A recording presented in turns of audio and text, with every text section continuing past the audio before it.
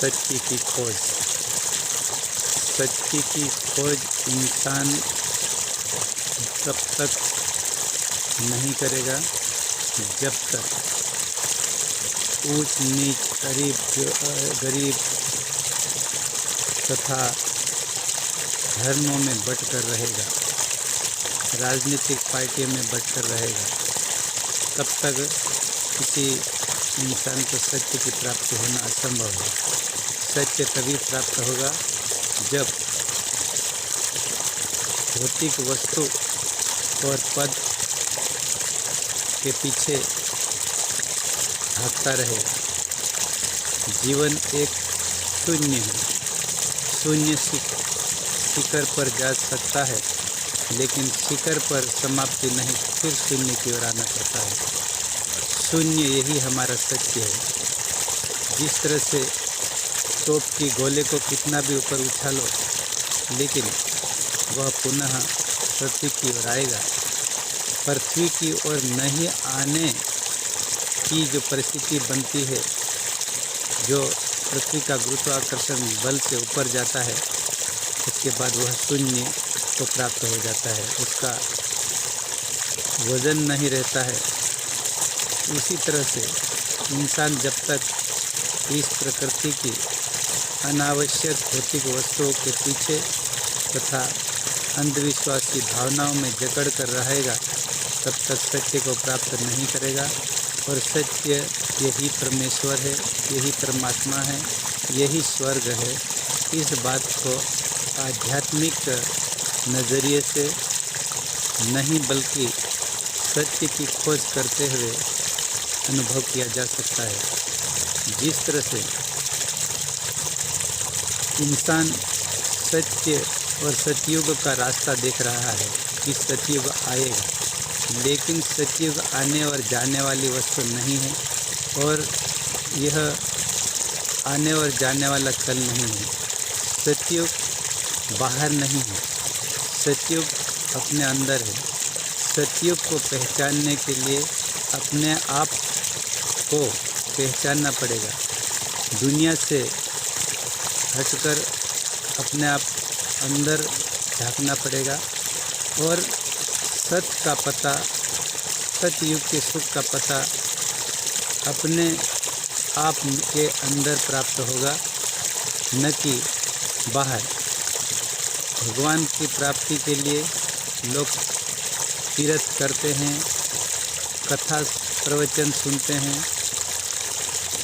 यह जब तक बाहर आके आडंबर अंधविश्वास के जाल में इंसान फंसा रहेगा, तब तक सत्य की प्राप्ति नहीं होगी।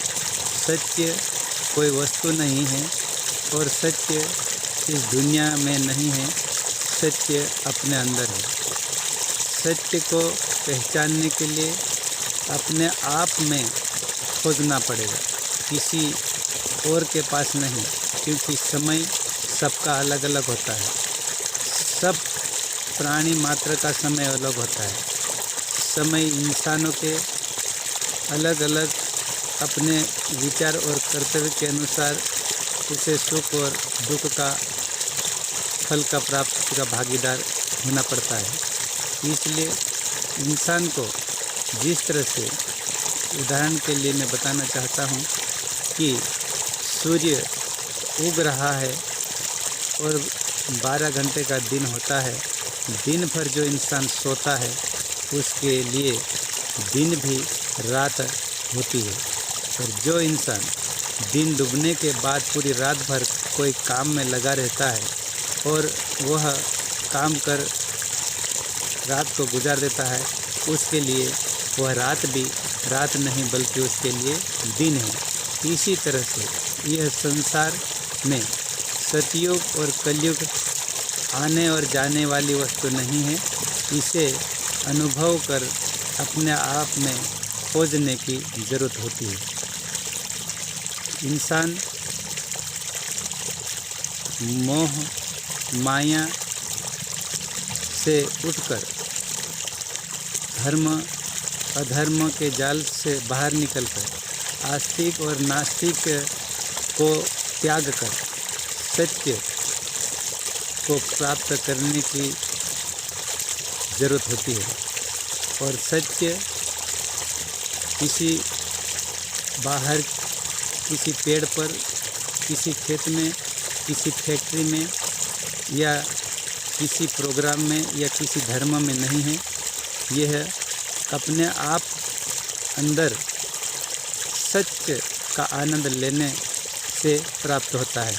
इसलिए सच्चिदानंद कहते हैं कि सत्य का आनंद लेने वाला ही सत्य युग को अनुभव कर सकता है।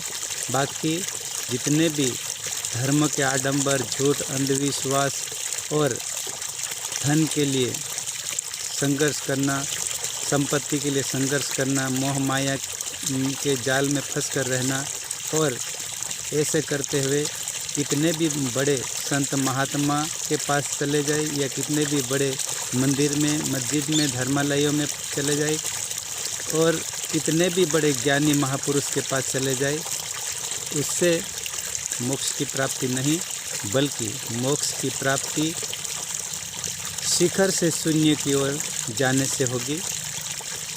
इंसान शून्य से शिखर का अर्थ उल्टा समझते हैं, किंतु हमेशा शून्य से शिखर की ओर जाने का लालयित इंसान कभी सत्य को प्राप्त नहीं करता है। यदि सत्य को प्राप्त करना है तो इंसान को जीते जी मरने का अनुभव करना चाहिए। कि जब बच्चा जन्म लेता है, इस संसार का किसी भी चीज़ का अनुभव नहीं होता है, तो सिर्फ उसे भूख से रोना अपने आप उत्पन्न होता है, और जब उसका पेट भर जाता है तो उसका संतुष्टि होने से रोना बंद हो जाता है। उसी तरह से इंसान को अपनी जीवन इस शरीर को संचालन करने के लिए जिस वस्तु की ज़रूरत होती है, वही वस्तु तक सीमित रहकर सुख को प्राप्त किया जा सकता है, सत्य को प्राप्त किया जा सकता है। यह संसार बहुत बड़ा है, यहाँ पे इतनी अनेकों मोह माया में आकर्षित करने वाली वस्तु है, और इतनी बड़ी जाल के अंदर इंसान फंसता है, तो उससे बाहर निकलने के लिए दुनिया से वापस अपने अंदर झांकना पड़ता है। यह राजपाट, धन दौलत, बड़े बड़े ऋषि महर्षि, मौलवी, पादरी या कोई भी धर्म के मुखिया हो, उन्हें शून्य का जब तक आभास नहीं होता, वह दिखावे का धर्म का मुखिया है, दिखावे का राजनेता है, दिखावे का समाज सेवक है। जब तक इस शून्य को नहीं प्राप्त करेंगे, तब तक इस दुनिया में मोक्ष की प्राप्ति असंभव है। मोक्ष वही है जिसमें आनंद ही आनंद है, और मोक्ष प्राप्त होने के बाद इस दुनिया की हर वस्तु की कीमत शून्य हो जाती है। जिस तरह से छोटा बच्चा जन्म लेने के बाद उसके सामने दुनिया की वस्तु की कीमत का कोई आभास नहीं होता, और वह परम आत्मा के रूप में जन्म लेता है, किंतु संसार में आने के बाद वह नारकीय जिंदगी जीने को मजबूर होता है। वह इस संसार का व्यवहार से प्राप्त होता है। इस स्वार्थी जिंदगी कभी जीवन को सुख नहीं दे सकती है। सुख प्राप्त करने के लिए धन से, भक्ति से कभी नहीं, बल्कि अपने आप को खोजने से प्राप्ति होगी। और इसलिए यह इंसानों द्वारा बनाए बड़े बड़े धर्मालय, बड़े राजमहल, बड़े बड़े उद्योग, यह कुछ समय के लिए है। यह अमुक समय में ख़त्म हो जाएंगे, किंतु इस प्रकृति का बनाया हुआ वह तत्व जो संसार को संचालन में सहायक है, उसके बिना संसार की उत्पत्ति और संचालन कभी नहीं हो सकता। वह क्या है, उसकी खोज हमें करना चाहिए। और उसी की सुरक्षा करना चाहिए। जिस तरह से हम जिस नाव में बैठे होते हैं उस नाव को सुरक्षित उस स्थान तक जाने के लिए जहां हम जाना चाहते हैं, तब तक उसके अंदर कोई छेद या उस नाव के अंदर किसी भी प्रकार का नुकसान नहीं होना चाहिए। तभी हम जहाँ जाना चाहते हैं वहाँ पहुँच सकते हैं। उसी प्रकार यह सृष्टि हमारे जीवन की एक नाव है और सृष्टि पे हमारा जीवन चलता है। सृष्टि को सुरक्षा करने की बहुत ज़रूरत है।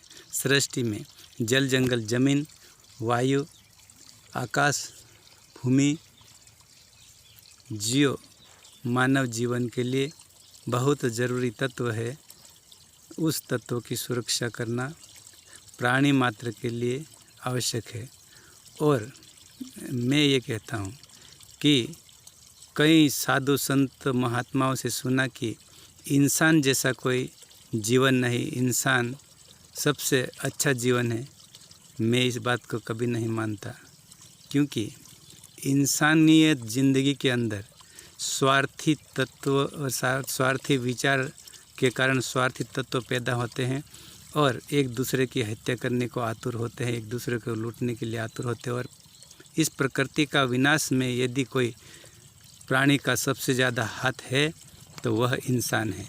और प्रकृति के साथ अन्याय छेड़छाड़ का परिणाम ही इस प्रकृति के ऊपर विनाशकारी कारण बनते हैं। और ये विनाशकारी कारण आवश्यकता से अधिक वस्तुओं का संग्रह करने के लिए इस प्रकृति के साथ छेड़छाड़ करना है। इसलिए इस प्रकृति का लंबा जीवन के लिए इस प्रकृति के ऊपर रहने वाले प्राणी मात्र की एक जवाबदारी है कि इस सृष्टि की लंबी आयु बढ़ाने के लिए इस प्रकृति के उन तत्वों को जिससे सृष्टि का संचालन होता है, जैसे जल, हवा, अग्नि, पृथ्वी, आकाश, इसे सुरक्षित रखना, इसका किसी तरह से विनाश न हो, ऐसे काम करना ही मैं अपने आप में धर्म समझता हूँ। धर्म आज एक ऐसा शब्द बन गया है कि धर्म के नाम से इंसान से डरने लग गया है। धर्म के नाम से इंसान की हत्या करने लग गया है। तो यह धर्म का शब्द से जो इंसान को डर लगता है तो वह धर्म नहीं है।